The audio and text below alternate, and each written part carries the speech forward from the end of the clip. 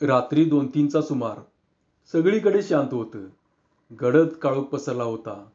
पावसाळी ढगांनी आभाळ भरले होते. चांदणी सुद्धा कोठे दिसत नव्हती. त्यामुळे तर अंधाराचा रंग अधिकच दाट झाला होता. मध्येच पावसाची बारीक झिरझिर सुरू होई. घटकाभराने पुन्हा बंद होई. एखाद्या धुक्यासारखी सर्वत्र स्तब्धता दाटली होती. दारी खिडक्या लावून माणसे घरोघरी झोपेत बुडाली होती. अंगावर जुने लुगडे घेऊन काकूही गाढ झोपी गेल्या होत्या. पण कशाने तरी त्यांची झोप चाळवली. अर्धवट जाग आली. मग एकाएकी त्यांना काहीतरी चमत्कारिक वाटू लागले. काहीतरी वेगळे, नेहमीपेक्षा निराळे घडत आहे खास. पण काय बरे? थोडा वेळ नीटसे कळले नाही. मग हळूहळू उमजू लागले. स्वयंपाकघरातून कसला तरी आवाज येत आहे. कुणाची तरी पावले हलकेच वाजल्यासारखी वाटतात. दार मागे पुढे केल्यासारखी वाटते. कसली तरी खडबड खडबड. कुणीतरी काहीतरी शोधत आहे, हुडकीत आहे. उंदीर मांजर तर नसेल? पण छे, त्यांच्या खडबडीचा हा आवाज नव्हे. मग माणसांच्या पावलांचे आवाज कसे ऐकू आल्यासारखे वाटतात? कोण बरे असावे? काकूंचे काळीज लटकन हलले. भीतीचे एक विलक्षण चमक सबंध अंगातून सरसरत गेली. घरात चोर तर शिरले नसतील? नुसत्या कल्पनेनेच काकूंची बोबडी वळाली. त्यांनी जीव धाकधूक करीत बाजूला पाहिले.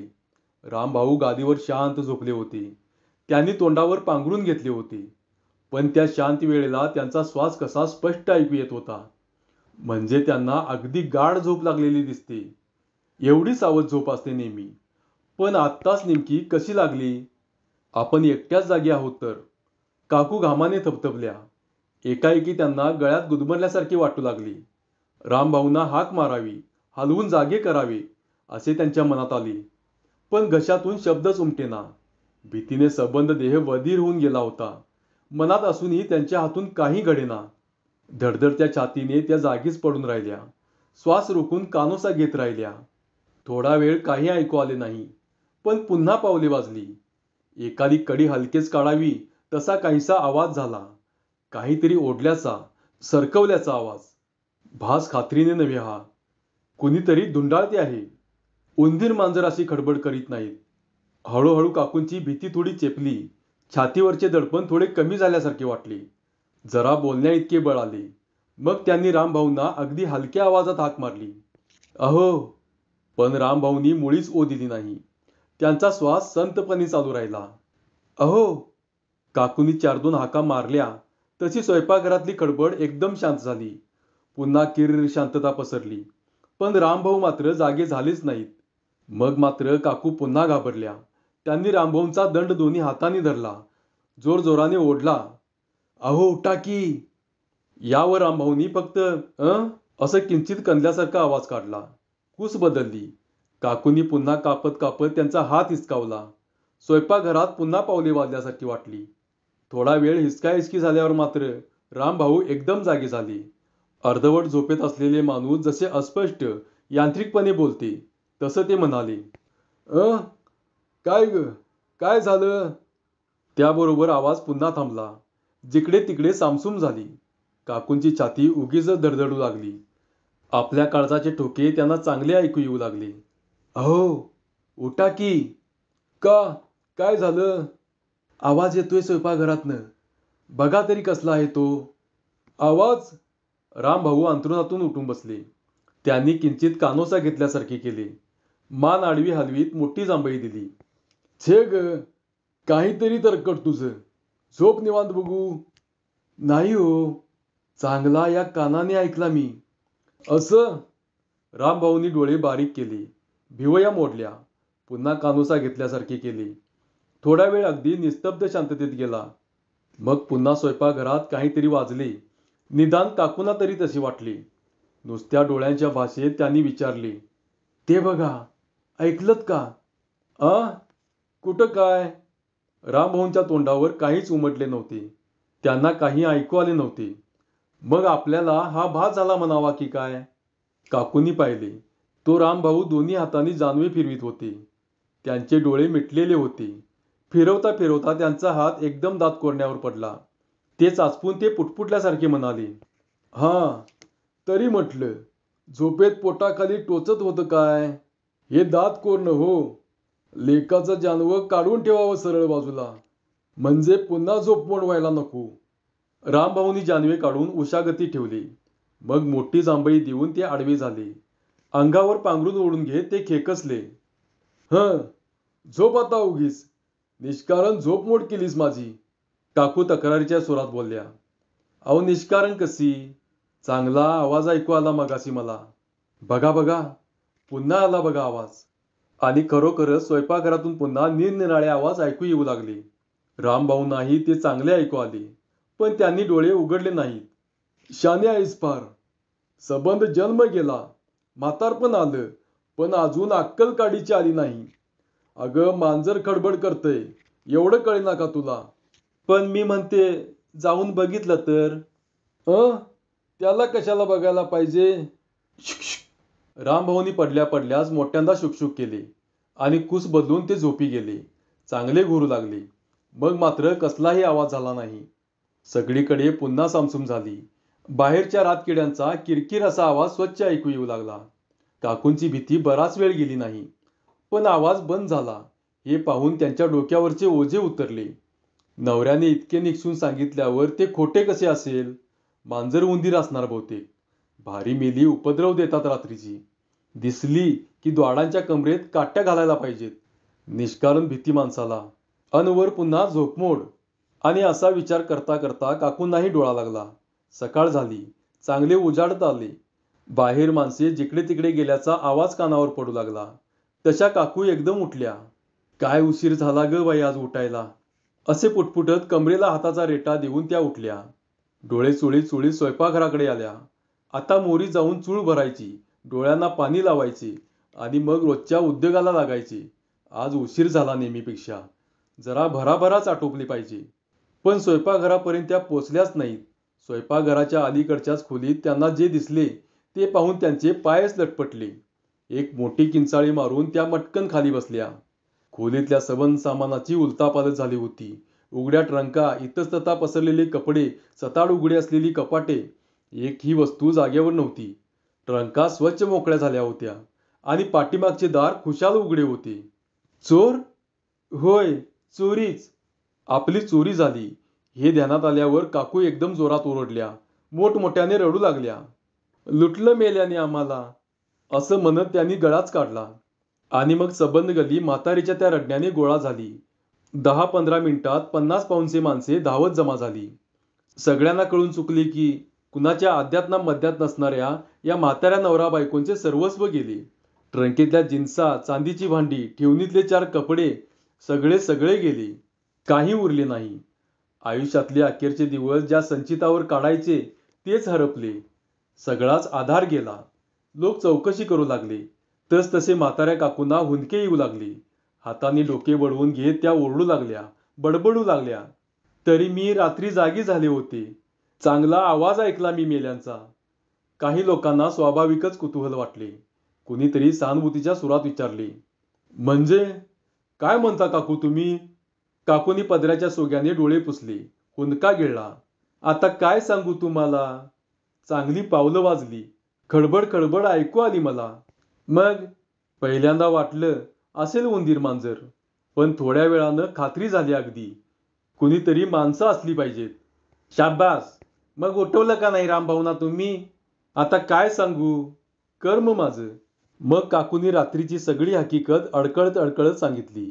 लोकांच्या ध्यानात सगळा प्रकार आला. म्हणजे काकूंना बरोबर संशय होता तर. त्यांनी रामभाऊंना हाका मारल्या होत्या, गदगदा हलवून जागे केले होते. लोकांच्या ध्यानात सगळा प्रकार आला. म्हणजे काकूंना बरोबर संशय आला होता तर. त्यांनी रामभाऊंना हाका मारल्या होत्या, गदागदा हलवून जागे केले होते. बाई माणूस असून एवढे धारिष्ट केले होते. पण म्हातारबुवा एवढा सावध झोपेचा, त्यावेळी खुशाल झोपलेला. बरे, जागे झाल्यावर तरी त्यांनी खात्री करून घ्यायची होती. असेल मांजर बिंजर म्हणून खुशाल झोप काढावी म्हणजे काय म्हणावे? माणसाला एवढी साधी बुद्धी असू नये. शहाणा माणूस, एवढा शिकलेला, इतके वय झालेला, जगाचे सगळे अनुभव घेतलेला, अशा माणसाला एवढे धोरण असू नये म्हणजे कमाल झाली. गृहस्थ इतका गाफील असेल असे वाटले नव्हते बुवा. मग यांची चोरी होऊ नये तर काय व्हावे? रामभाऊ बाजूच्या एका खुर्चीवर उगीचच बसून राहिले होते. त्यांचा चेहरा उदास होता. मान खाली झुकली होती. हळूहळू लोकांचा मोहरा त्यांच्याकडे वळला. एकाने विचारले, रामभाऊ, खरं काय हे? रामभाऊ खिन्न स्वरात म्हणाले, काय? काकू म्हणतात ते? हो, अगदी खरं. शाबास.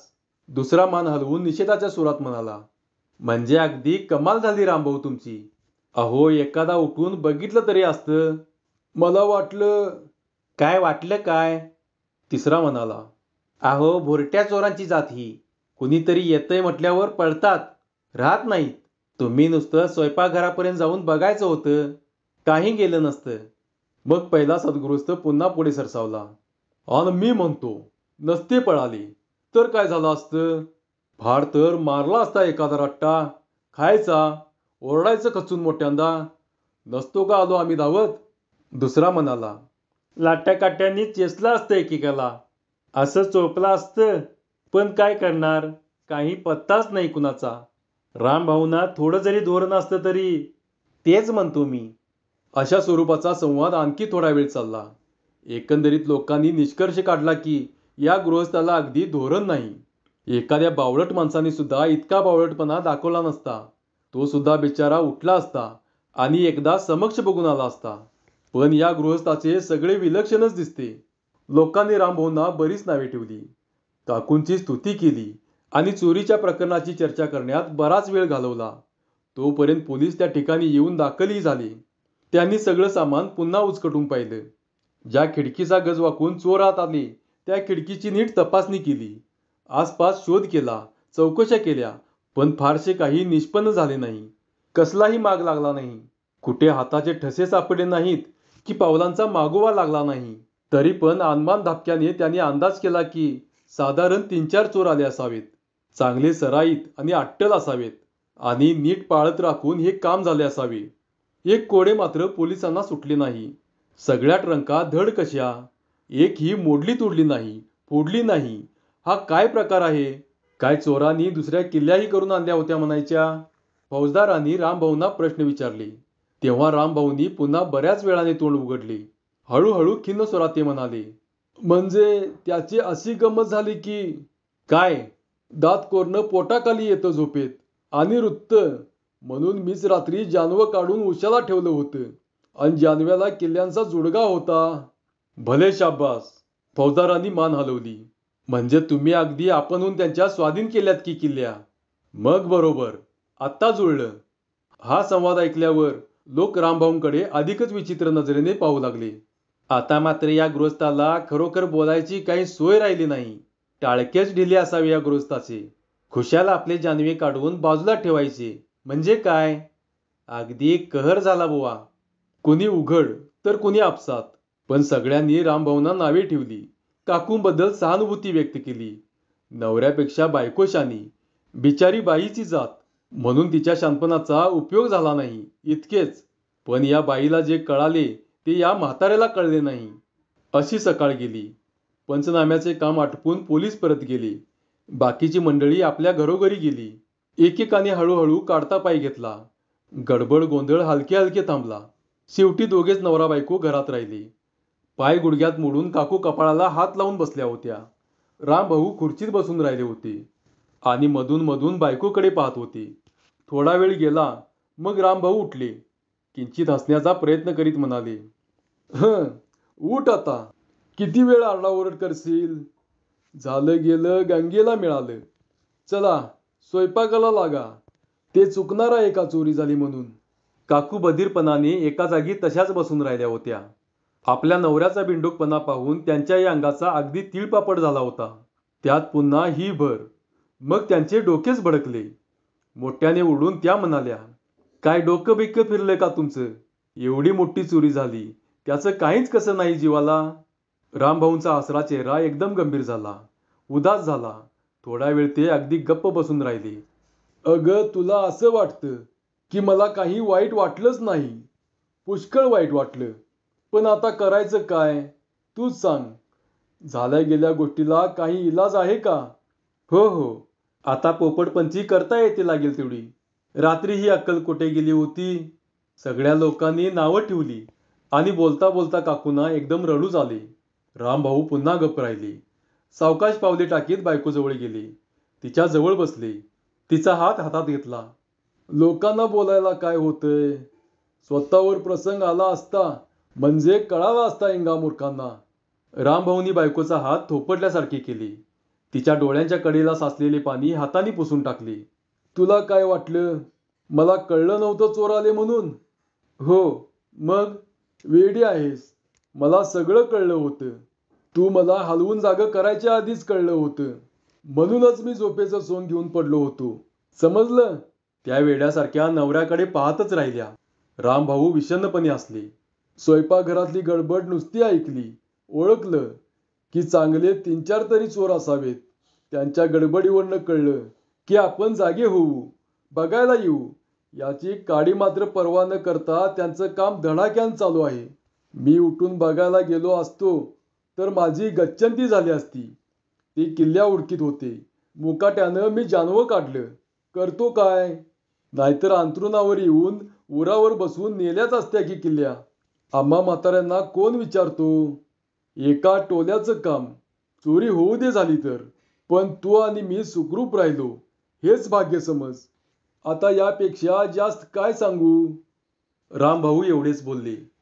गळ्यापाशी आलेला औंढा त्यांनी गिळला आणि ते गप्प बसून राहिले. धन्यवाद.